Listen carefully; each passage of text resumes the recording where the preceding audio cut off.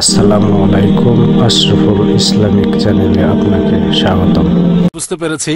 শুধু একটা প্রশ্ন, যেহেতু মিস্টার জাকির কথা বলেছিলেন জেনোসিস ভার্সন ইত্যাদি বিষয়ে, একটা প্রশ্নই করতে চাই। যেহেতু আপনি কুরআন আর বাইবেলের মধ্যে একটা তুলনা করেছেন, কেন বেদ কুরআন আর বাইবেলের মধ্যে তুলনা করছেন না?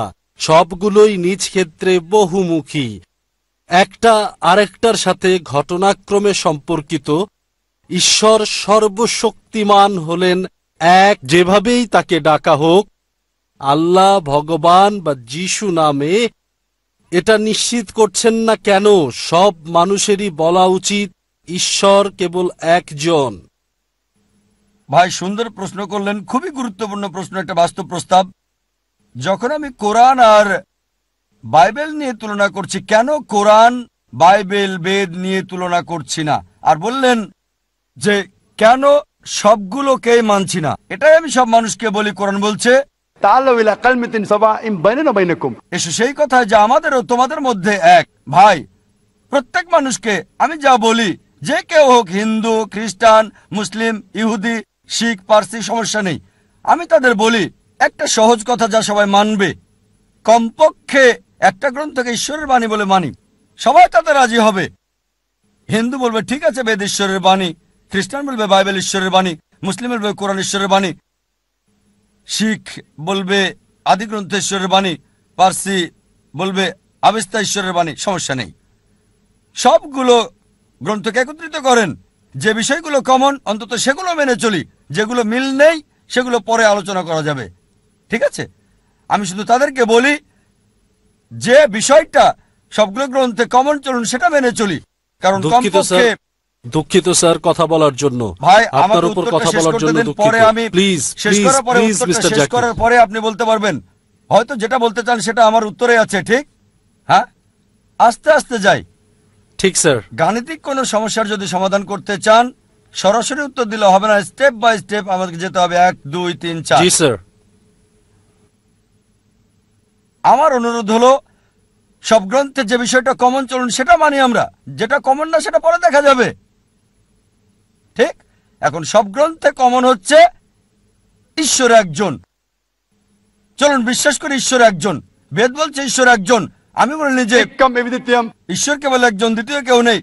বাইবেল বলছে যে গসপেল অফ মার্ক অধ্যায় 12 অনুচ্ছেদ 29, বুক অফ ডিউটেরোনমি অধ্যায় 6 অনুচ্ছেদ 4, শোনো ইসরায়েলবাসী, প্রভু আমাদের প্রভু একজন। ইহুদিরা, খ্রিস্টানরা এটা বলে, কোরআন বলছে কুল হুয়াল্লাহু আহাদ, বলো তিনি আল্লাহ এক, অদ্বিতীয়। তাহলে ট্রিনিটি আসে কোত্থেকে? এই ব্রহ্মা, বিষ্ণু, শিবা আসে কোত্থেকে? কোথায়? আমি সেটা বিশ্বাস করি না স্যার। ভাই আমাকে শেষ করতে দিন। কোরআনে ব্রহ্মার কথা বলা হয়নি, কোন শিবার কথা বলা হয়নি, যিশুর কথা বলা হয়নি যে তিনি ঈশ্বর। কোরআনে বলা হয়েছে তিনি আল্লাহর একজন নবী ছিলেন। বাইবেলও বলে না যে তিনি ঈশ্বর ছিলেন। এটা হচ্ছে খ্রিস্টানদের একটা মিথ্যে দাবি। তাহলে কিভাবে বলেন যে আল্লাহ, যিশু যেটাই বলুক না কেন সমস্যা নেই? কোরআন বলছে সূরা ইসরা অধ্যায় 17 আয়াত 110, বলো আল্লাহ বলো আর রহমানই বলো, যে নামেই ডাকো তার রয়েছে সুন্দর সুন্দর নাম, সে নাম হবে তার নিজের দেওয়া, সে নামে মনে কোনো ছবি ভাসবে না, সেটা হবে সত্য নাম। আপনি ঈশ্বরকে মিথ্যা নাম দিতে পারবেন না, ঈশ্বরকে ছোট করতে পারবেন না, তাকে অসম্মান করতে পারবেন না। কিছু লোক আছে আমাকে বলে, এতে আর এমন কি সমস্যা? আপনি পানি বললেন, ওয়াটার বললেন, টানি বললেন, সমস্যা কোথায়? যদি বলেন পানি, এটা হিন্দি নাম, টানি হচ্ছে তামিল, ময়া বা মাই এটা আরবি, জল বাংলা, সমস্যা নেই, যে কোনো নামে বলতে পারেন। কিন্তু কোনো সকালে আমার এক বন্ধু এসে বলল প্রত্যেকদিন সকালে পানি খাই। ডাক্তার আমাকে বলল বেশি করে পানি খান, তবে পানি খাওয়ার পর আমার বমি হলো। আমি বললাম কেন? না, পানিটা হলদে বর্ণের ছিল। ডাক্তার পানি খেতে বলল, সে প্রতিদিন সকালে 1 গ্লাস করে পানি খায়, পানিটা হলদে। হলদে? হলুদ? তারপর বুঝলাম যে পানির কথা বলছে সেটা আসলে পানি না, ইউরিন। আপনি ইউরিনকে পানি বলতে পারেন না। পানিকে বড় জোর বলতে পারেন টানি, বলতে পারেন ওয়াটার। একইভাবে আল্লাহকে রহমান বলতে পারেন, রহিম বলতে পারেন, করিম বলতে পারেন, রব। কিন্তু ঈশ্বরকে মানুষ বলতে পারেন না, ঈশ্বরকে ইনসান বলতে পারেন না। যেমন ইউরিনকে পানি বলতে পারেন না। আর ধর্মতত্ত্বের গোষ্ঠীপথর সূরা ইখলাস অধ্যায় 112 আয়াত 1 থেকে 4 সে কথা বলা হয়েছে। তাই আমি বলতে চাচ্ছি, যেগুলো পার্থক্য সেগুলো দূরে রাখেন। কোরআন কোথাও বলেনি যিশু ঈশ্বর, কোথাও কোরআন বলেনি মহেশ ঈশ্বর, তাই মহেশকে দূরে রাখুন। হ্যাঁ, যদি বলেন ব্রহ্মা, ব্রহ্মা সংস্কৃত শব্দ যার মানে হচ্ছে সৃষ্টিকারী ঈশ্বর। যদি বলেন স্রষ্টা, কোনো আপত্তি করব না। যদি বলেন ঈশ্বর হলেন স্রষ্টা, তাহলে কোনো আপত্তি করব না, কারণ কোরআন বলছে আল্লাহ হলেন খালিক, স্রষ্টা। কিন্তু যদি বলেন এই স্রষ্টার আছে 4টা মাথা, 4টা হাত আছে, তাহলে একটা ছবি তৈরি করছেন, আপনি বেদের বিরুদ্ধে যাচ্ছেন। ঈশ্বরের কোনো প্রতিমূর্তি নেই। আমি সেটা বিশ্বাস করি স্যার। সুতরাং তাকে স্রষ্টা বলে ডাকেন, কিন্তু যদি বলেন স্রষ্টা হলেন মানুষ, তাহলে সে ঈশ্বর না। আমি ক্ষমা চাচ্ছি স্যার। আরো মহান ভাই, যদি আপনি আমার ভিডিও ক্যাসেট দেখেন, ইসলাম আর হিন্দু ধর্মের সাদৃশ্য, ইনশাআল্লাহ অনেক প্রশ্নের উত্তর পাবেন। আশা করি উত্তরটা পেয়েছেন। আমি ক্ষমা চাচ্ছি। আমি আসলে যা আপনাকে বলতে চাচ্ছি মিস্টার জাকির, আমি বিতর্কে যেতে চাই না এখানে। তবে বিষয়টা হলো, মিস্টার জাকির যা বলতে চাচ্ছিলেন সবই ঠিক আছে। আর এখানে লোকজন যা চাচ্ছিল, আমি আসলে যা জানতে চাই, ঠিক তিনি যা বক্তব্যে আমাদেরকে বলেছেন, আমরা তার কাছে ঠিক রিনাইসা শুনতে চাই। রিনাইসা পৃথিবীর স্রষ্টা, আর এটা যেভাবেই বলা হোক, আল্লাহ, ভগবান বা যিশু, পার্থক্য করা উচিত নয়। এটাকে সমন্বয় করতে হবে ভিন্নতা থেকে। ধন্যবাদ ভাই, যদি আমার লেকচার শুনে থাকেন, আল্লাহ বলে ডাকেন, কোনো সমস্যা নেই, অথবা ডাকেন ভগবান। এখন দেখার বিষয় হচ্ছে ভগবান মানেটা কি। রজনীশের মতে ভগবান মানে অন্য কিছু, জানেন কিনা জানি না।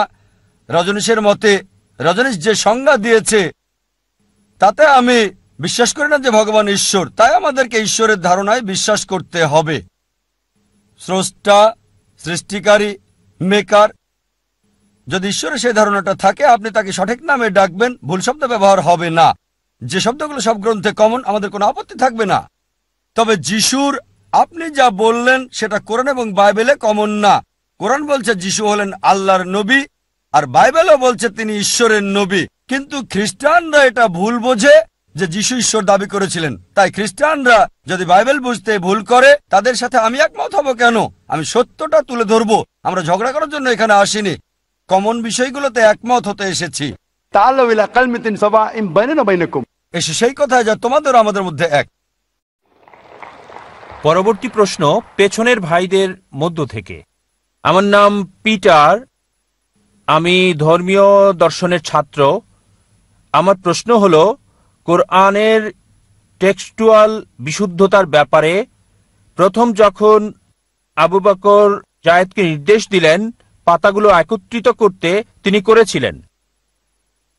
তবে বুখারীতেও লেখা আছে, ভলিউম 5 পৃষ্ঠা 96, আব্দুল্লাহ ইবনে মাসুদকে নিয়োগ দিয়েছিলেন মুহাম্মদ, তিনি পুস্তক আকারে করলেন। তারপর সালিম পলাতক দাস, সে একটা বই সংগ্রহ করল। আর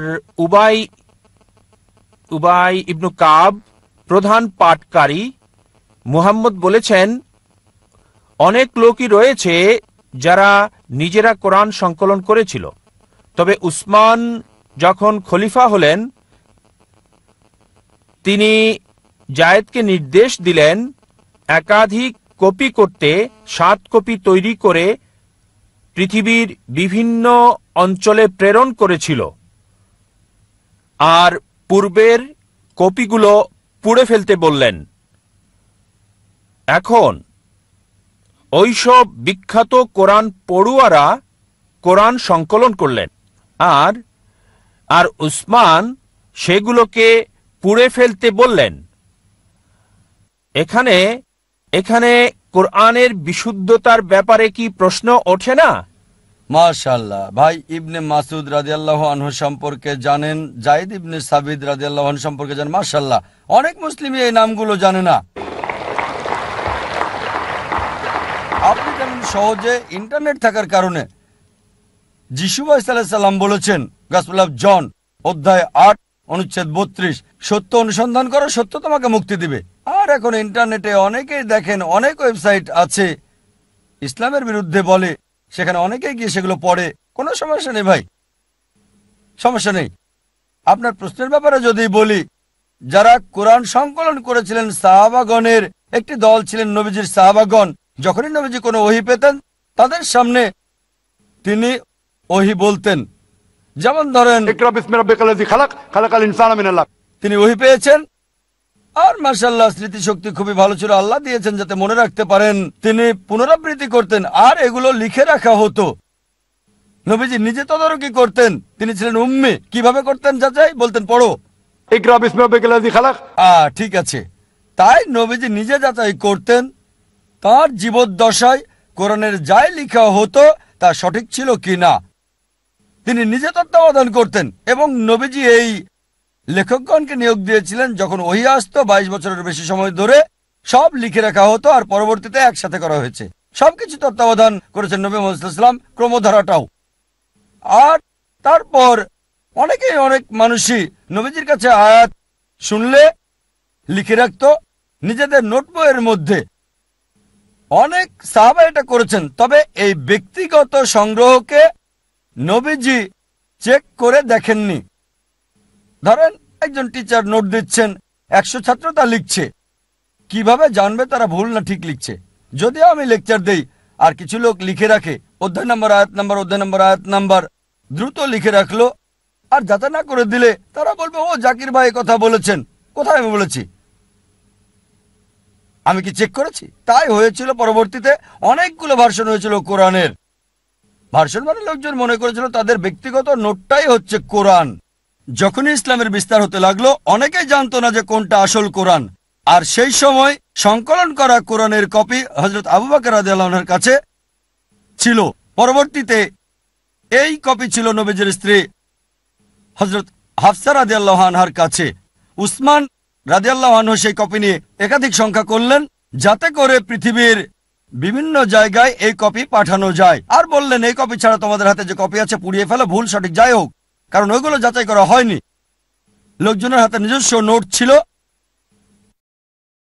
ধরেন আমার লেকচার নোট করে অনেকে এখানে নোট করছে, হতে পারে 80% বা 90% সঠিক, 100% খুবই কঠিন। ঠিক, 100% হওয়া খুবই কঠিন। 80 বা এটা হতে পারে 100%ই সঠিক যদি আমি চেক করে আমার লেকচারের বই দিই। আপনি একটা বই পাচ্ছেন কোরআন এবং আধুনিক বিজ্ঞান, আমি যাচাই করে লিখেছি, আপনার নোটটা আপনি ফেলে দেন।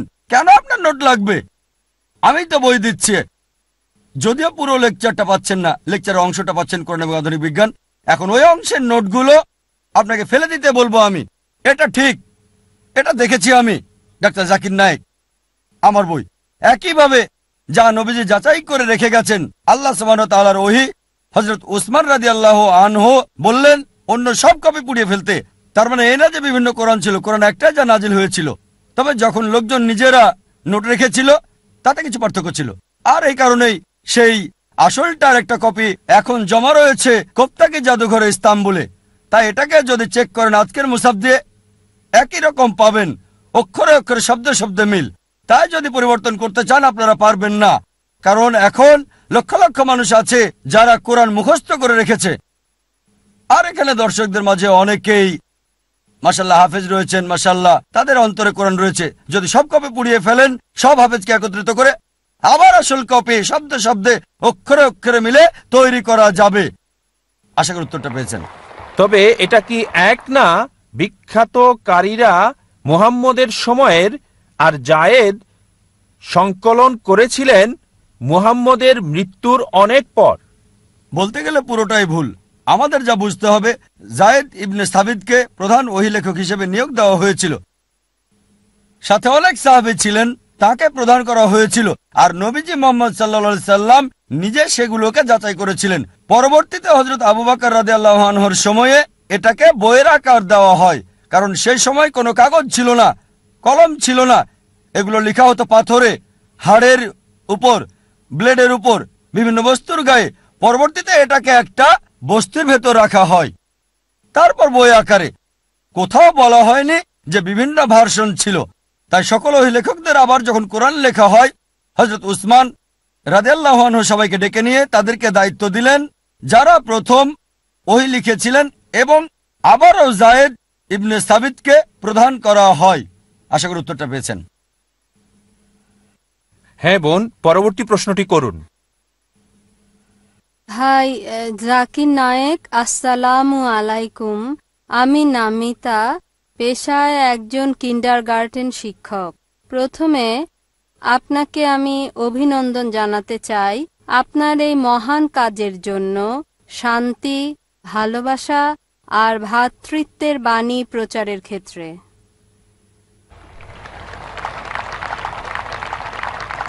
আমি আপনাকে জিজ্ঞাসা করতে চাই, যদি কোরআন ঈশ্বরের বাণী হয়, যদি ইসলাম সত্য জীবন ব্যবস্থা হয়, তাহলে কেন লোকজন এত সময় নিচ্ছে এই জীবন ব্যবস্থাকে গ্রহণ করতে?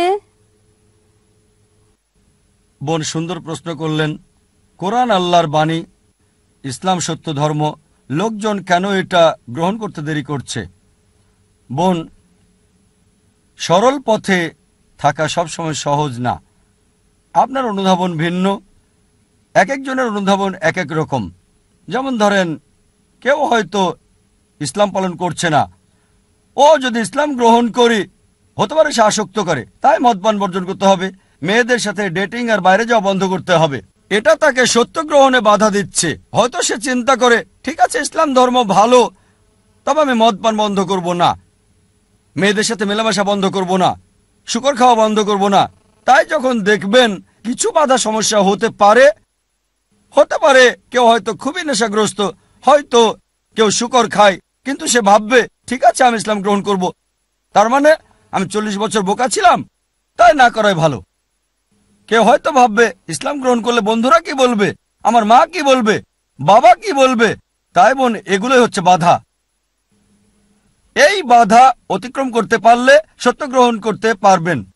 তাই আপনাকে যা বুঝতে হবে, সত্য খুব স্পষ্ট, এটা যুক্তি মানে সম্পূর্ণভাবে স্পষ্ট। এছাড়াও কিছু বিষয় রয়ে গেছে আড়ালে। একজনকে দৃঢ়চেতা হতে হবে যে ঠিক আছে, যদি এটা সত্য হয় আমি গ্রহণ করতে প্রস্তুত, এমনকি অমুসলিম বন্ধুদের ত্যাগ করতে হলেও। বিশ্বাস করুন বোন, এটা শুধু একটি অনুধাবন। আমি অনেক অমুসলিমকে চিনি যারা ইসলাম গ্রহণ করেছে, তারপরও পুরাতন বন্ধুরা আছে। আর লোকজন আমাকে বলে, ও জাকির, অমুসলিমদের ব্যাপারে বলবেন না, বন্ধু হারাবেন। আমার অনেক অমুসলিম বন্ধু আছে, মাশাআল্লাহ, তারা আমাকে সম্মান করে। আপনি আমাকে উৎসাহ দিচ্ছেন, মাশাআল্লাহ, আপনি অমুসলিম। আমার দায়িত্ব সত্যকে তুলে ধরা। আরেকটা বিষয়, কোরআন পরিষ্কার বলছে, সূরা বাকারা অধ্যায় 2 আয়াত 256, ধর্মের ব্যাপারে জোরাজুরি নেই, সত্য মিথ্যা থেকে স্পষ্ট। বোন, আমাদের কাছে সত্যকে তুলে ধরা। কেউ গ্রহণ করুক বা না করুক সেটা তার উপর নির্ভর করছে। যদি আল্লাহ চান সবাই গ্রহণ করুক, সেটা তার জন্য সহজ। এটা আছে পবিত্র কোরআনে, সূরা ইউনুস অধ্যায় 10 আয়াত 99। যদি আমি চাইতাম সবাইকে বিশ্বাসী করতে পারতাম, খুব সহজ, কুন ফায়াকুন, খুব সহজ। তাহলে পরীক্ষাটা কোথায়? আল্লাহ বলছেন কোরআনে, সূরা মুলক অধ্যায় 67 আয়াত 2, আল্লাহ সৃষ্টি করেছেন জীবন এবং মৃত্যু পরীক্ষা করতে তোমাদের মধ্যে কে উত্তম আমলকারী। তাই বোন, এই জীবনটা আখিরাতের জন্য পরীক্ষা। যখন কেউ সত্যকে বোঝে, সবকিছুই বোঝে কিন্তু মানে না, হয়তো 80 ভাগ মানে, 50 ভাগ মানে, খুব কম মানুষই 100 ভাগ মানে, এমনকি সব মুসলিমও 100 ভাগ মানে না। কিছু মুসলিমের বদভ্যাস থাকতে পারে, তারপরও সে মুসলিম। তাই বোন, আপনাকে বুঝতে হবে প্রধান বিষয় ঈশ্বরের একত্ববাদ, আর সর্বশেষ চূড়ান্ত নবীর উপর বিশ্বাস, আখিরাতে বিশ্বাস করা। এই 2-3টা বিষয় বেশি গুরুত্বপূর্ণ। আপনি আমাকে যা জিজ্ঞেস করেছেন, আপনাকেও সেটাই জিজ্ঞেস করছি, একই প্রশ্ন করছি। আপনি ইসলাম ধর্ম গ্রহণ করতে দেরি করছেন কেন? ডাক্তার জাকির নায়েক, আমি আপনাকে কিছু বলতে চাই। এখানে আপনার মাধ্যমে আমি ইসলাম ধর্ম গ্রহণ করলাম আর কালমা পড়ছি, লা ইলাহা ইল্লাল্লাহু মুহাম্মাদুর রাসূলুল্লাহ। মাশাআল্লাহ বোন, আল্লাহ আপনাকে দয়া করুক, আল্লাহ আপনাকে জান্নাতে দেবেন ইনশাআল্লাহ। আপনাকে অভিনন্দন জানাই বোন, আল্লাহ আপনাকে রহমত করুক আর জান্নাতে দিক, আমিন। পরবর্তী প্রশ্ন সামনে পুরুষদের মধ্য থেকে। প্রথমে আমি এই অনুষ্ঠান করার জন্য ধন্যবাদ জানাই। আমি অ্যাডভোকেট শিবাজি সাপকাত, মহারাষ্ট্রের বিদ থেকে এসেছি। এই অনুষ্ঠান সবার জন্য শান্তি। আমার প্রশ্ন করার সুযোগ হয়েছে, তবে আমার প্রশ্নটি কোরআনের সাথে সংশ্লিষ্ট না। হ্যাঁ হ্যাঁ স্যার, লক্ষ লক্ষ মারাঠি বক্তা আছে, আমিও মারাঠি। আইআরএফ এর ভূমিকা কি, মানে ইসলামিক রিসার্চ ফাউন্ডেশন?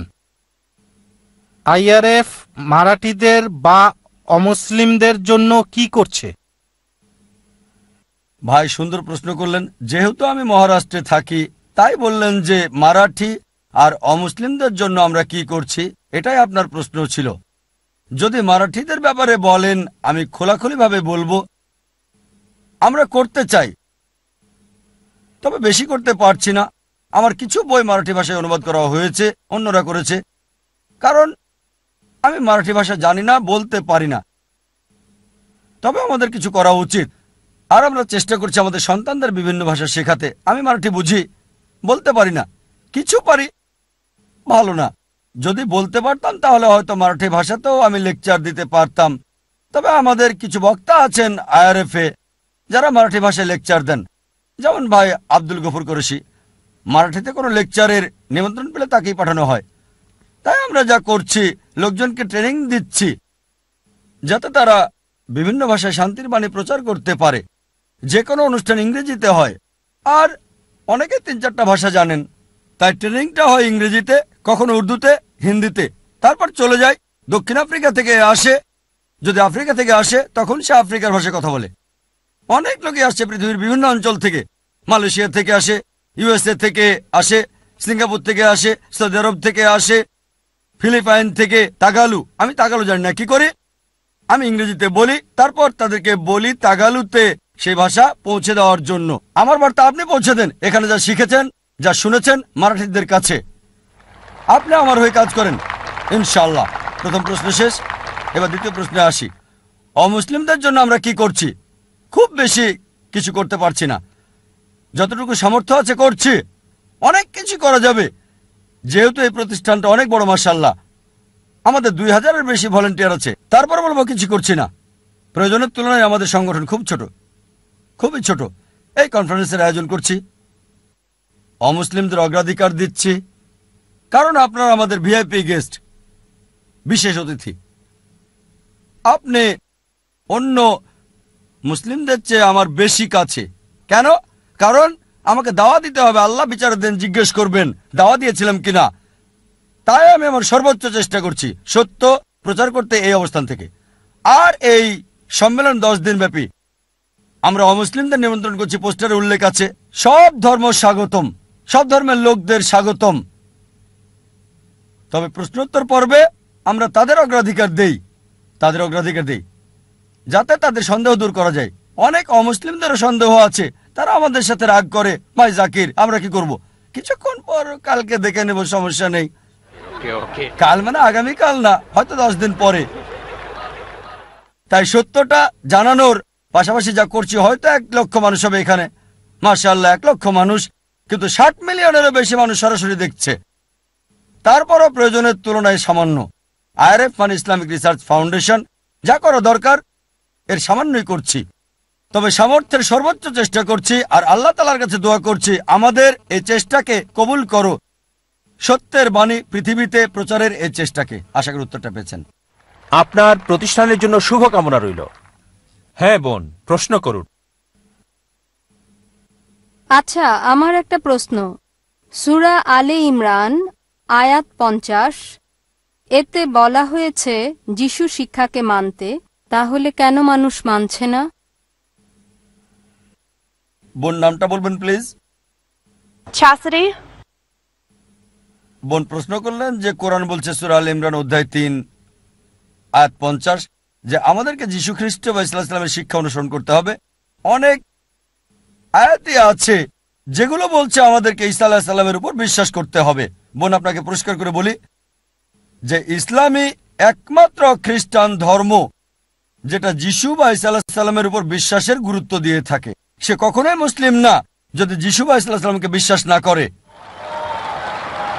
আমরা বিশ্বাস করি তিনি ছিলেন আল্লাহ সুবহানাহু ওয়া তাআলার একজন মহান নবী। আমরা বিশ্বাস করি তিনি ছিলেন মসিহ মানে খ্রিস্ট। আমরা বিশ্বাস করি তার জন্ম হয়েছে অলৌকিকভাবে কোনো পুরুষের স্পর্শ ছাড়াই, যা অনেক আধুনিক খ্রিস্টানই এখন এটা বিশ্বাস করে না। আমরা বিশ্বাস করি তিনি মৃতকে জীবিত করতেন আল্লাহর সাহায্যে। আমরা বিশ্বাস করি তিনি সুস্থ করতেন অন্ধ এবং কুষ্ঠরোগীকে আল্লাহর সাহায্যে। বোন, খ্রিস্টান আর মুসলিমরা একত্রিত হচ্ছে, তবে কেউ হয়তো বলবে তাহলে পার্থক্যটা কোথায়? বোন, পার্থক্যের কারণ হচ্ছে যে অনেক খ্রিস্টান তারা বলে যে যিশু বা ঈসা আলাইহিস সালাম তিনি ঈশ্বর দাবি করেছেন। তিনি বলেছিলেন আমি সর্বশক্তিমান ঈশ্বর। বোন, আপনি যদি বাইবেল পড়েন একটা স্পষ্ট করে বলা কথাও আপনি পাবেন না পুরো বাইবেলে যেখানে যিশু বা ঈসা আলাইহিস সালাম নিজে বলেছেন যে আমি ঈশ্বর, আমার উপাসনা করো। যদি কোনো খ্রিস্টান একটা মাত্র স্পষ্ট কথা দেখাতে পারেন, স্পষ্ট করে বলা একটা কথা পুরো বাইবেলে যেখানে যিশু বা ঈসা আলাইহিস সালাম নিজে বলেছেন আমি ঈশ্বর, অথবা বলেছেন আমার উপাসনা করো, আমি আজই খ্রিস্টান ধর্ম গ্রহণ করব। অন্য মুসলিম ভাইদের পক্ষ থেকে আমি কথাটা বলছি না। সত্যি বলতে যদি বাইবেল পড়েন এতে বলা হয়েছে গসপেল অফ জন অধ্যায় 14 অনুচ্ছেদ 28 যিশু আলাইহিস সালাম বলেছেন আমার পিতা আমার চেয়ে মহান। গসপেল অফ জন অধ্যায় 10 অনুচ্ছেদ 29 আমার পিতা সবার চেয়ে মহান। গসপেল অফ ম্যাথিউ অধ্যায় 12 অনুচ্ছেদ 28 আমি শয়তানকে তাড়াই ঈশ্বরের আত্মার সাহায্যে। গসপেল অফ লুক অধ্যায় 11 অনুচ্ছেদ 20 আমি ঈশ্বরের আঙুলের সাহায্যে শয়তানকে তাড়িয়ে দিই। গসপেল অফ জন অধ্যায় 5 অনুচ্ছেদ 30 আমি নিজে থেকে কিছু করতে পারি না, আমি যা কিছু শুনি তাই বলি আর আমার কথা সঠিক। আমি আমার নিজের ইচ্ছায় চলি না, সর্বশক্তিমানের ইচ্ছায় চলি, আমার পিতার ইচ্ছায় চলি। যদি কেউ বলে যে আমি নিজের ইচ্ছায় চলি না, সর্বশক্তিমান ঈশ্বরের ইচ্ছায় চলি, সে মুসলিম। যিশু বা ঈসা আলাইহিস সালাম ছিলেন মুসলিম, কখনো ঈশ্বর দাবি করেননি। আর এটা স্পষ্ট করে উল্লেখ আছে বুক অফ অ্যাক্টস 2 নম্বর অধ্যায় অনুচ্ছেদ 22 শোনো ইসরায়েলবাসী, নাজারেথের যিশু তোমাদের মধ্য থেকে ঈশ্বর তাকে মনোনীত করেছেন অলৌকিকত্ব আর নিদর্শনের মাধ্যমে, যা ঈশ্বর তাকে দিয়ে করিয়েছেন তোমরা দেখেছ। নাজারেথের যিশু তোমাদের মধ্যে ঈশ্বর মনোনীত একজন মানুষ, অলৌকিকত্ব আর নিদর্শনের মাধ্যমে ঈশ্বর যা তাকে দিয়ে করেছেন তোমরা তা দেখেছ। তাই আমরা বিশ্বাস করি যীশু খ্রিস্ট বা ঈসা আলাইহিস সালাম আল্লাহ সুবহানাহু ওয়া তাআলার একজন মহান নবী ছিলেন, তবে ঈশ্বর ছিলেন না। এখানে আমরা পার্থক্য করি। যিশুর শিক্ষার ব্যাপারে এখন বলবো। আপনার মূল প্রশ্ন ছিল যে কোরআন বলছে আমাদেরকে যিশু বা ঈসা আলাইহিস সালামের শিক্ষা অনুসরণ করতে হবে। যখন যিশু বা ঈসা আলাইহিস সালাম পৃথিবীতে এসেছিলেন তাকে পাঠানো হয়েছিল শুধু ইহুদিদের জন্য, শুধু বনী ইসরাইলদের জন্য। কোরআন স্পষ্ট করে বলছে সূরা সাফ অধ্যায় 61 আয়াত 6 যে যিশু বা ঈসা আলাইহিস সালাম নবী হিসেবে এসেছিলেন বনী ইসরাইলের কাছে। এটা বলা হয়েছে সূরা আল ইমরান অধ্যায় 3 আয়াত 49 যে যিশু বা ঈসা আলাইহিস সালামকে প্রেরণ করেছিলেন বনী ইসরাইলের কাছে। এটা বলা হয়েছে গসপেল অফ ম্যাথিউ অধ্যায় 10 অনুচ্ছেদ 5 ও 6। যিশু বা ঈসা আলাইহিস সালাম বলেছেন জেন্টাইলদের পথে যাবে না। জেন্টাইল কারা? যারা ইহুদি নয়, হিন্দু, মুসলিম। জেন্টাইলদের পথে যাবে না, সামারিটানদের শহরে প্রবেশ করবে না, বরং ইসরায়েলের হারানো মেষদের কাছে যাবে। একই কথা বলা হয়েছে গসপেল অফ ম্যাথিউ অধ্যায় 15 অনুচ্ছেদ 24। তিনি অনুসারীদের বলছেন আমাকে প্রেরণ করা হয়েছে শুধুমাত্র ইসরায়েলের ঘরের হারানো মেষদের কাছে। সুতরাং যীশুখ্রিস্টকে পাঠানো হয়েছিল বনী ইসরায়েলদের জন্য, আর তার কথা মানা জরুরি ছিল নির্দিষ্ট একটা সময়ের জন্য। এই কথা বাইবেল বলছে এবং কোরআনও বলছে। তারপর বোন, যদি আপনি বাইবেল পড়েন যিশু বা ঈসা আলাইহিস সালাম যা বলেছেন যদি ভালো করে দেখেন, এটা হচ্ছে গসপেল অফ লুক যে যিশু বা ঈসা আলাইহিস সালামের খাতনা করা হয়েছিল 8ম দিনে।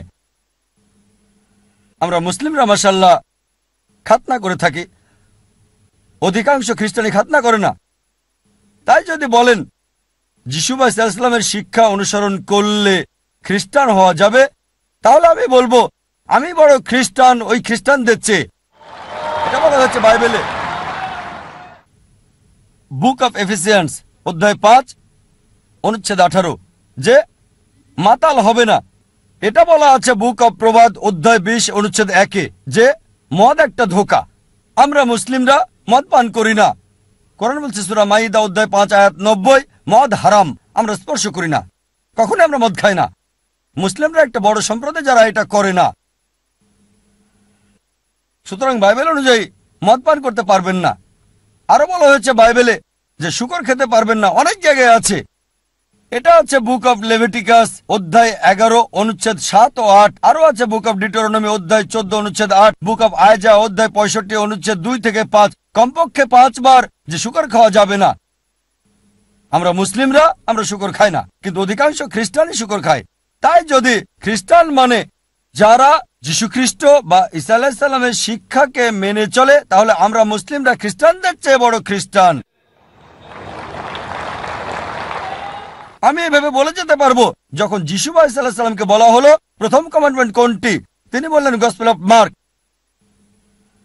অধ্যায় 12 অনুচ্ছেদ 29, বলেছেন এটা হিব্রু ধৃতি, যার মানে শোনো হে ইসরায়েলবাসী, প্রভু আমাদের প্রভু একজন।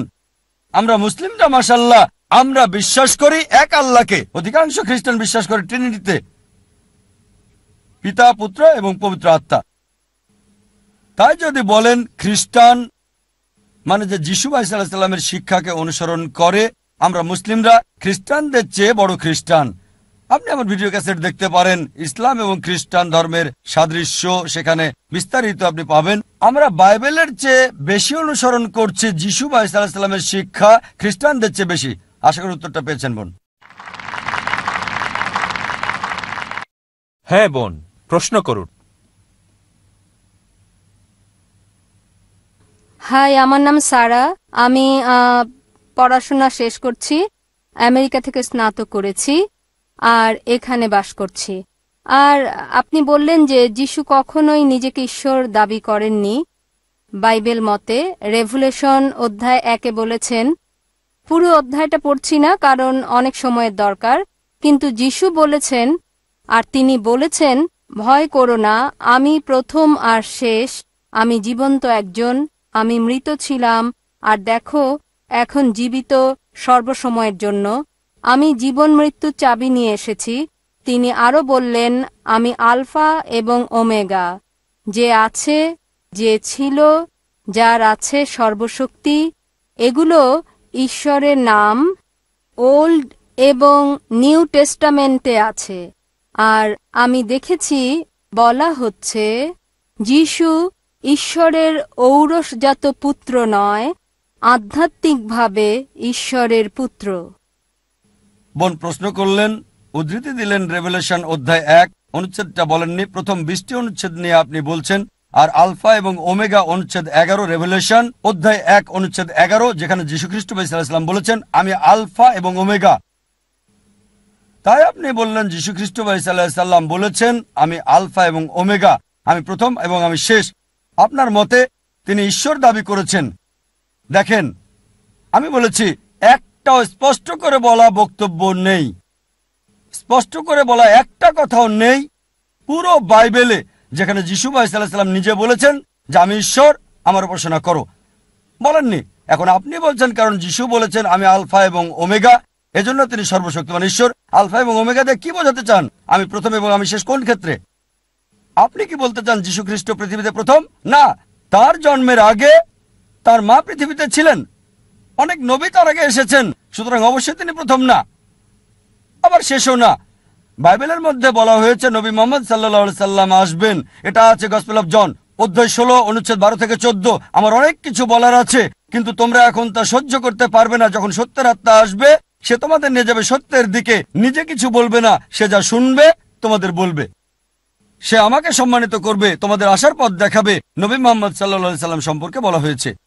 তাহলে কি বোঝানো হয়েছে আলফা এবং ওমেগা দিয়ে? এটা প্রথম এবং শেষ বোঝায়নি। আক্ষরিকভাবে, কারণ অনেক মানুষই তার আগে এসেছিল এবং অনেক মানুষই তারপরে এসেছিল। ঈশ্বরের বিধান মতে এটা দিয়ে কি বোঝানো হয়েছে?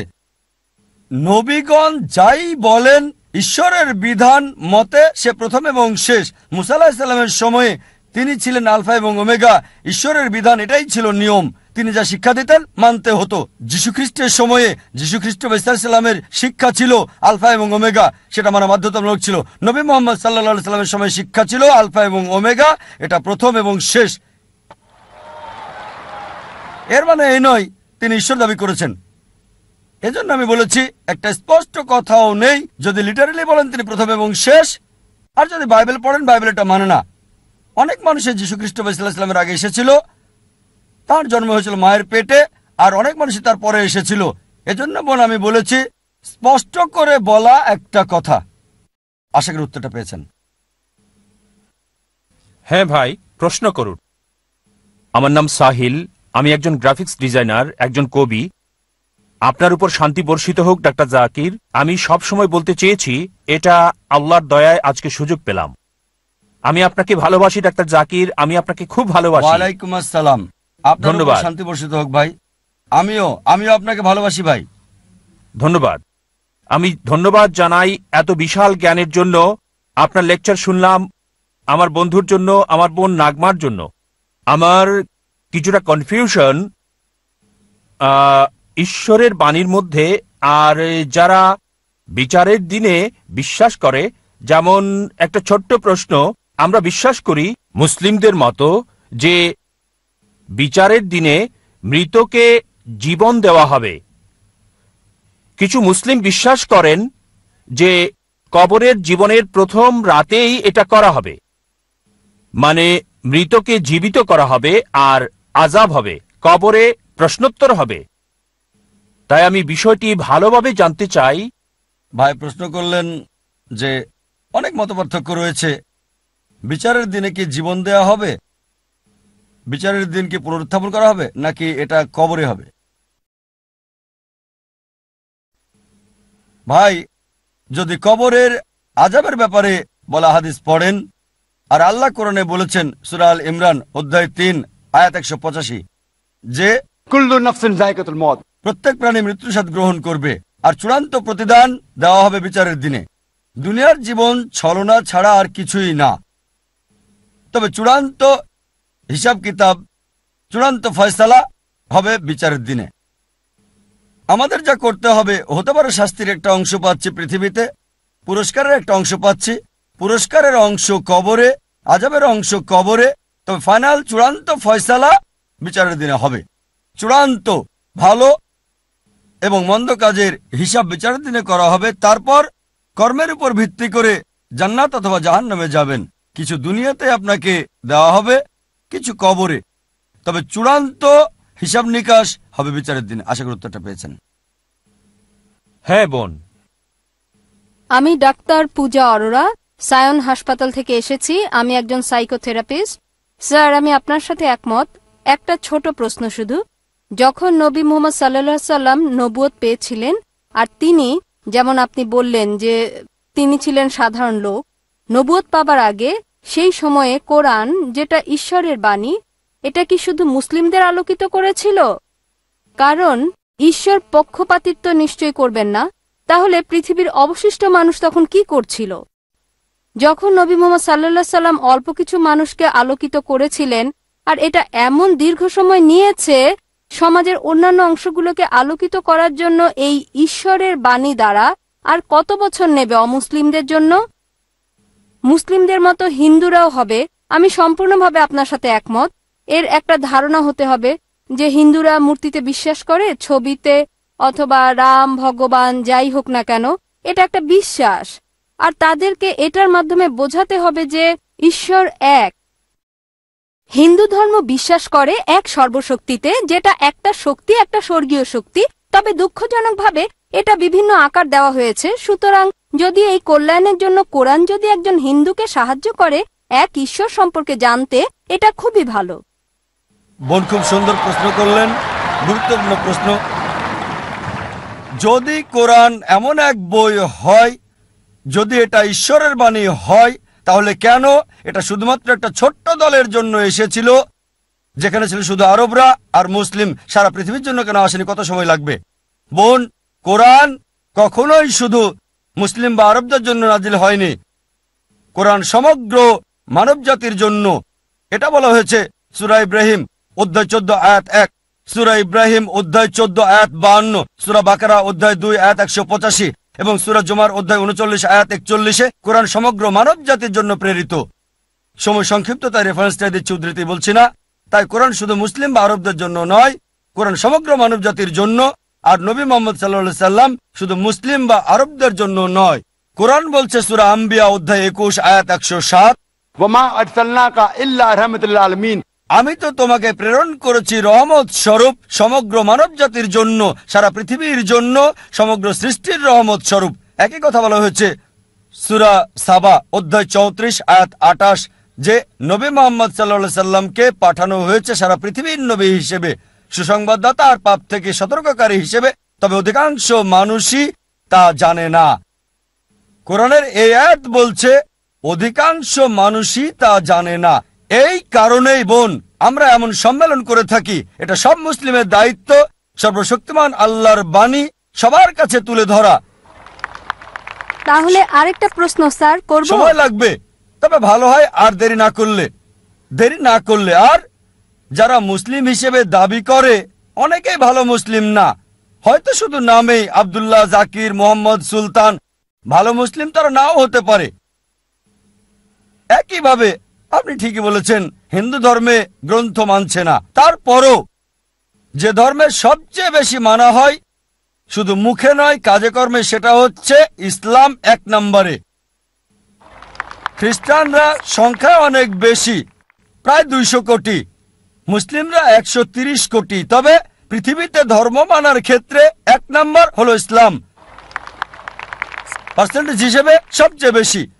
তাই এই আলোচনা প্রধানত ওই সমস্ত মুসলিমদের উদ্দেশ্যে যারা যথাযথভাবে ধর্ম পালন করছে না, যাতে ইসলামের কাছে থাকে। আর ওই সব মুসলিমদের কাছে শান্তির বাণী পৌঁছাতে চাই, ভালোবাসার বাণী, আর পৃথিবীতে প্রমাণ করতে চায় যে ঈশ্বর কেবল একজনই। পূর্ণ শান্তি তখনই আসতে পারে যদি নিজের ইচ্ছাকে আল্লাহর কাছে সমর্পণ করেন। এটা একমাত্র রাস্তা পৃথিবী এবং আখিরাতে পূর্ণ শান্তি পাবার। আর এই কারণে এই বোন এমন সম্মেলন করছি। আমাদের একটা স্যাটেলাইট চ্যানেল আছে, পিস টিভি। প্রতিদিন 60 মিলিয়নেরও বেশি মানুষ এটা দেখছে। তাই অন্তত বিচারের দিনে আল্লাহ সুবহানাহু ওয়া তাআলার কাছে বলতে পারবো, হে আল্লাহ, আমাদের সামর্থ্যের মধ্যে সর্বোচ্চ চেষ্টা করেছি। আমরা অন্তত প্রতিদিন 60 লক্ষ মানুষের কাছে তোমার দাওয়াত দিয়েছি। আর আজকে এই দাওয়াত আপনার কাছে পৌঁছে গেল বোন। তাই পরবর্তীতে বিচারের দিনে বলতে পারবো, আল্লাহ সুবহানাহু ওয়া তাআলাকে আমি দাওয়াত দিয়েছি, এই বোনকে গ্রহণ করা না করাটা আপনার বিষয়। আরেকটা বিষয় স্যার বলতে পারবো? একটু যোগ করতে চাই, পারবো? অনেক ধন্যবাদ স্যার। আর একটা বিষয়, যদি ঈশ্বর নিরপেক্ষ থাকবেন বিচারের দিনে, তাই না? তাহলে আপনি পক্ষপাতিত্ব করলেন যে অমুসলিমদের অগ্রাধিকার দেওয়া প্রশ্ন করার ক্ষেত্রে। ঈশ্বর ন্যায় নিরপেক্ষ। তাই যদি হিন্দুরা মূর্তি এবং ছবিতে বিশ্বাস করা বন্ধ করে আর তারা সর্বশক্তিমানে বিশ্বাস করে, যার কোনো আকৃতি নেই, কোনো আকার নেই, বিচারের দিনে তারা কি মুসলিম হিসেবে গণ্য হবে সর্বশক্তিমান ঈশ্বরের কাছে? না, এটা এমন না। একই ধারণা যা হিন্দু ধর্মে আছে, যা ভুল বিশ্বাস আর আকৃতি দিয়ে পালন করা হয়। তবে একজন হিন্দু যদি হিন্দু ধর্ম পালন করে, সেটা ভুল না, পালন করবে, কারণ তার উদ্দেশ্য ঈশ্বর, তিনি মহান। তবে আকার দেওয়া খুব যাবে ভালো না। প্রশ্ন। যদি এই বার্তা হিন্দুদের কাছে পৌঁছে, তারা গ্রহণ করবে। খুবই ভালো প্রশ্ন। ধন্যবাদ স্যার। পক্ষপাতিত্ব আর নিরপেক্ষ হওয়ার ব্যাপারে দুটো মত থাকতে পারে আপনার দিক থেকে, কারণ নিরপেক্ষ না বলে অন্তত প্রশ্ন করতে পারছেন। এই পক্ষপাতিত্ব না করলে আমি আল্লাহর কাছে বলতে পারতাম না আমি আপনাকে সরাসরি দাওয়াত দিয়েছি এককভাবে। আপনি দেখছেন, তাই না না, তিনি তো তাই আপনাকে বিশ্বাস বুঝতে করেন হবে না। বোন, কেন পক্ষপাতিত্ব করছি। এই পক্ষপাতিত্ব নিরপেক্ষতার জন্য, কারণ অন্যরা দাওয়াত পেয়েছে 100 না হলো 90 ভাগ, আপনারা সবাই কম পাবেন। তাই আমাদের এই পক্ষপাতিত্ব নিরপেক্ষ হওয়ার জন্য। ঠিক স্যার, তবে আমাদের যা এবার দরকার। আপনার প্রশ্নে আসি। জি স্যার। এটা খুবই ভালো প্রশ্ন যে যদি হিন্দুরা বিশ্বাস করে এক ঈশ্বরে, মূর্তিতে বিশ্বাস না করে, প্রতিমূর্তিতে বিশ্বাস না করে, ভাস্কর্যে বিশ্বাস না করে, তাহলে শেষ বিচারের দিনে তারা কি মুসলিম হবে? ঠিক, আপনি ইসলামের অংশ অনুসরণ করছেন। ঠিক, যদি আপনি হিন্দু গ্রন্থ পড়েন, হিন্দু গ্রন্থ বলছে আরেকজন নবী আসবেন, আর নবী মোহাম্মদ সাল্লাল্লাহু আলাইহি সাল্লামের আগমনের অনেক ভবিষ্যৎবাণী আছে অনেক জায়গায়। তার কথা আছে ভবিষ্য পুরাণায় পর্ব 3 খণ্ড 3 অধ্যায় 3 শ্লোক 5 থেকে 8। তার কথা বলা হয়েছে ভবিষ্য পুরাণায় পর্ব 3 খণ্ড 3 অধ্যায় 3 শ্লোক 10 থেকে 27। তার কথা বলা হয়েছে অথর্ববেদে অধ্যায় 21 অনুচ্ছেদ 6, অথর্ববেদ অধ্যায় 21 অনুচ্ছেদ 7। অনেক জায়গায় তার কথা বলা হয়েছে। তার কথা নাম সহ বলা হয়েছে 100-এরও বেশি বার মুহাম্মদ হিসেবে হিন্দু গ্রন্থে। ঠিক সময় স্যার। কম, তাই সবগুলো রেফারেন্স বলছি না। কল্কি পুরাণে কল্কি অবতারের কথা উল্লেখ আছে অধ্যায় 2 অনুচ্ছেদ 4, 5, 7, 9, 11 এবং 15-তে বলা হয়েছে আরেকজন অবতার আসবে, কল্কি অবতার, যার বাবার নাম হবে ঈশ্বরের ভৃত্য বিষ্ণু ইয়াস। আরবি করলে হয় আব্দুল্লাহ, যেটা মোহাম্মদ সাল্লাল্লাহু আলাইহি ওয়াসাল্লামের বাবার নাম। এই কল্কি অবতারের মায়ের নাম হবে সুমতি, যার অর্থ শান্তি, নীরবতা, যার আরবি হচ্ছে আমেনা, যেটা নবী মোহাম্মদ সাল্লাল্লাহু আলাইহি ওয়াসাল্লামের মায়ের নাম। তার জন্ম হবে মাধব মাসের 12 তারিখ, 12ই রবিউল আউয়াল। এই দিনে নবীজির জন্ম হয়েছিল। তার 4 জন সাথী থাকবে। আমরা জানি প্রথম 4 খলিফার কথা। তিনি জন্মগ্রহণ করবেন শান্তির জায়গায় মক্কায়। তার জন্ম হবে মক্কার প্রধান গোত্র কুরাইশ বংশ। আরো বলছে তিনি উত্তর দিকে যাবেন, একটা গুহা থেকে ফিরে আসবেন। আর নবীজি মুহাম্মদ সাল্লাল্লাহু আলাইহি ওয়াসাল্লাম মক্কা থেকে মদিনায় গিয়ে আবার এসেছিলেন। আরো অনেক আছে কল্কি অবতার সম্পর্কে। আপনি একটা অংশে বিশ্বাস করছেন লা ইলাহা, আপনাকে এটা বিশ্বাস করতে হবে মুহাম্মদুর রাসূলুল্লাহ। ধন্যবাদ স্যার, ধন্যবাদ। আর যদি এটা করেন, নাম যাই আছে থাক, সেটাই থাকুক, হোক প্রীতি, যে নামই থাকুক। আপনার নাম কি বোন? পূজা। পূজা, এই নামই থাকুক, বদলাতে হবে না। মুসলিম হলেই হলো, নাম পরিবর্তনের কোনো দরকার নেই আপনার। কিন্তু স্যার ধারণাটা এক ঈশ্বরের ধারণা, কোনো মূর্তি নেই, কোনো প্রতিমূর্তি নেই। তার শেষ এবং চূড়ান্ত নবী মুহাম্মদ। ইনশাআল্লাহ বিচারের দিনে আপনি জান্নাতে যাবেন এই পূজা নাম নিয়েই। তাই স্যার রাস্তা ভিন্ন ভিন্ন, মূল বিষয় হলো উদ্দেশ্য এক হতে হবে। আমি এটাই বিশ্বাস না করি। বোন, গন্তব্যের জন্য পথগুলো ভিন্ন। যদি সবগুলো পথের গন্তব্য একই জি হয়ে থাকে স্যার, তাহলে আলাদা কথা। লক্ষ্য তো একই হবে, এটাই আমি বলতে চাচ্ছিলাম। বোন, সব রাস্তা দিয়ে রোমে যাওয়া যাবে না। ঠিক, আপনি মনে করতে পারেন, কিন্তু ভুলভাবে মনে করলে আমি সঠিক করে দেব। আমি বিশ্বাস করি হতে না। পারে না স্যার, না না। বোন, যদি বলেন আপনি হিন্দু, সংজ্ঞাগত ভাবে যে ভারতে বাস করে সেই আসলে হিন্দু। না স্যার, এটা এমন না। বোন, হিন্দু হচ্ছে ভৌগোলিক সংজ্ঞা। আপনি জানেন না, আমি জানি। আমি একজন হিন্দু ভৌগোলিক ভাবে। আমি হিন্দু ভৌগোলিক ভাবে। হিন্দু শব্দটা প্রথম ব্যবহার করে আরবরা। অনেকে এখানে আছে, তারা আমাকে হিন্দি বলে। যখন সেখানে যাই, হিন্দি, হাই হিন্দি, তারা বলে আমি হিন্দু। হিন্দু শব্দটা প্রথম ব্যবহার করে আরবরা যখন ভারতে এসেছিল। পার্সিরা ব্যবহার করেছিল এটা ভারতের লোকদের বোঝাতে যখন ভারতে এসেছিল। তাই ভৌগোলিকভাবে আমি হিন্দু। যদি ধর্মীয়ভাবে বলেন, হিন্দু হচ্ছে মিসনোমার। স্বামী বিবেকানন্দ বলেন সঠিক কথাটি হচ্ছে বেদান্তি। আপনার বেদ মানা উচিত। তাই যদি সঠিক বিষয়টা অনুসরণ করেন, বেদের এক ঈশ্বরে বিশ্বাস করেন আর বিশ্বাস করেন নবী মুহাম্মদ সাল্লাল্লাহু আলাইহি ওয়াসাল্লামকে, তাহলেই আপনি একজন মুসলিম। কিন্তু স্যার ধর্ম শক্তিশালী হতে পারে না। হ্যাঁ? আসল শক্তি হলো আল্লাহ। ঠিক, আমি আপনার সঙ্গে সত্য এবং একমত। চূড়ান্ত শক্তি আল্লাহ। আর ঈশ্বরের ধর্ম হচ্ছে চূড়ান্ত। স্যার সেটা ঈশ্বরের একমাত্র ধর্ম ধর্ম। ইসলাম না। ঈশ্বরের ধর্ম ইসলাম না, এটা না। ইসলাম, যদি আরবি শব্দ ইসলাম আপনাকে মর্মাহত করে, সেটাকে আপনি দূরে রাখেন। না না, এটা আমাকে আঘাত করছে না। আমি এটা আপনাকে কষ্ট বলছি বোন, দিচ্ছে না। যদি মর্মাহত না করে, না তবে স্যার, এটা একটা ভালো শব্দ। কিভাবে এটা অন্যকে আঘাত করে? অন্তত একজন শিক্ষিত মেয়েকে না। মাশাআল্লাহ, আপনি একজন শিক্ষিত মেয়ে। হ্যাঁ, ধন্যবাদ, অনেক ধন্যবাদ আপনাকে। ধন্যবাদ স্যার। বোন, ইসলাম হচ্ছে নিজের ইচ্ছাকে আল্লাহর কাছে সমর্পণ করা। ইসলাম নিয়ে যদি সমস্যা হয়, দরকার নেই, তবে আপনার ইচ্ছাকে সমর্পণ করুন। আল্লাহ কোরআনে বলেছেন সূরা আল ইমরান অধ্যায় 3 আয়াত 19, इन दीन इंदल्लाहिल इस्लाम। একমাত্র ধর্ম, একমাত্র জীবন ব্যবস্থা আল্লাহর কাছে গ্রহণযোগ্য হচ্ছে নিজের ইচ্ছাকে আল্লাহর কাছে সমর্পণ করা। হাই, আমি একজন আমেরিকান ছাত্রী, সংস্কৃতি এবং ধর্মতত্ত্ব পড়ছি। আমার একটা প্রশ্ন। আপনি বললেন যিশু কখনোই ঈশ্বর হিসেবে দাবি করেননি, আর তিনি শুধু ইহুদিদের জন্যই ছিলেন। কিন্তু বাইবেল আমাদের বলছে তুমি খ্রিস্ট, ঈশ্বরের পুত্র। যিশু বললেন, হ্যাঁ, তুমি যা বলছো আমি তাই। আর তারপর ম্যাথু অধ্যায় 28 অনুচ্ছেদ 18 থেকে 20 যিশু তার অনুসারীদের বলছে, পৃথিবী এবং স্বর্গের সব ক্ষমতা আমাকে দেওয়া হয়েছে, সুতরাং যাও আর সব জাতির লোকদের ব্যাপটাইজ করো, তাদেরকে পিতা ও পুত্রের নামে আর পবিত্র আত্মার নামে। তাদেরকে শিক্ষা দাও আমার সব আদেশ মানার, আর অবশ্যই আমি তোমাদের সাথে আছি সব সময় একেবারে শেষ পর্যন্ত। বোন বাইবেল থেকে দুটো উদ্ধৃতি দিলেন।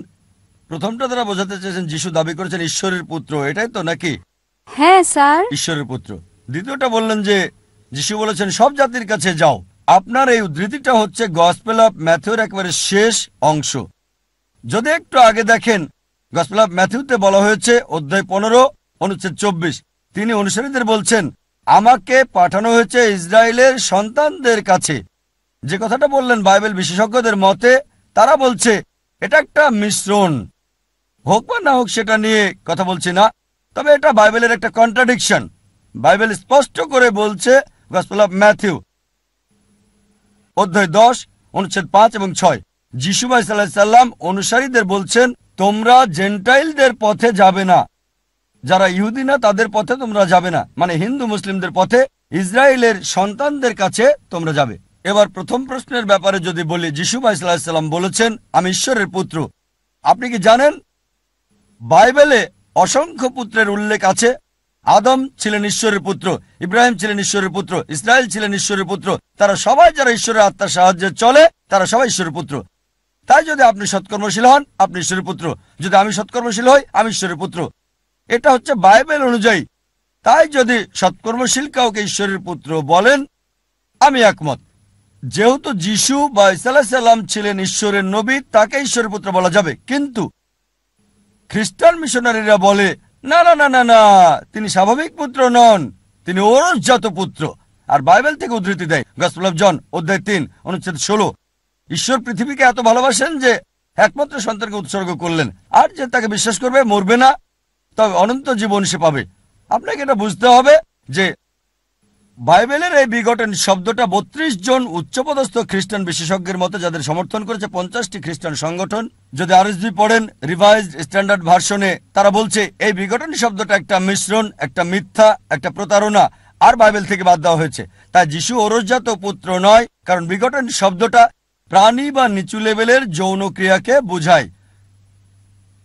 সুতরাং তিনি ঈশ্বরের পুত্র, মানে সৎকর্মশীল, তাতে আমাদের কোনো আপত্তি নেই। কিন্তু তিনি বিগটন সান না, লাম ইয়ালিদ ওয়া লাম ইউলাদ, কাউকে জন্ম দেননি, কখনো জন্ম নেননি। আশা করি উত্তরটা পেয়েছেন। আসসালামু আলাইকুম, আশরাফুল ইসলামিক চ্যানেলে আপনাকে স্বাগতম।